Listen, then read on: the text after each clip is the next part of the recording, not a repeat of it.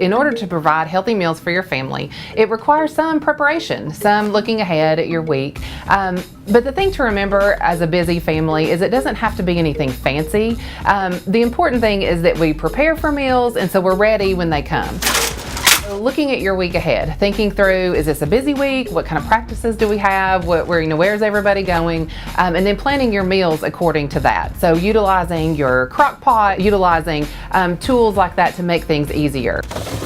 Having a day of the week, maybe an off day or a day during the weekend where you meal prep. So get all your meats ready, get all your vegetables chopped and get everything ready for the week, and then everything's ready to be cooked and prepared, and so you're less likely to hit a drive-through because nothing's ready. Meal planning seems so daunting, but if you break it down into, okay, I'm gonna plan 4 meals this week, I'm gonna prep them on Sunday, everything's in the fridge ready to go, and it's a lot less hassle, and it's a lot less daunting thinking about that out there. Look for fresh fruits and vegetables that are in season, so you can utilize your farmer's market, you can look for things at the grocery store that are in season at that time. And then also utilizing canned vegetables and frozen vegetables. They're really good. Just make sure you look for the low sodium versions of things, and then preparing them in a healthy way is important. But it is not expensive to eat healthy. We just have to make really good choices.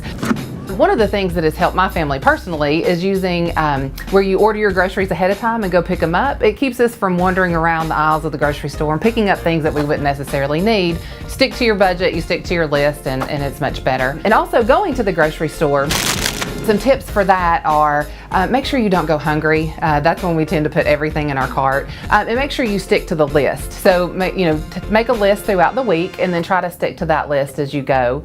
And if you have a family member that is a little better at shopping than the other, then make sure you send them to the grocery store. If you have someone who likes to wander, then they may not be the best choice to go to the grocery store. Send the one who sticks to the list. So when you're thinking through your family's meals for the week, it's important to think about what they enjoy to eat and their food preferences, but it's also a good opportunity to introduce new foods.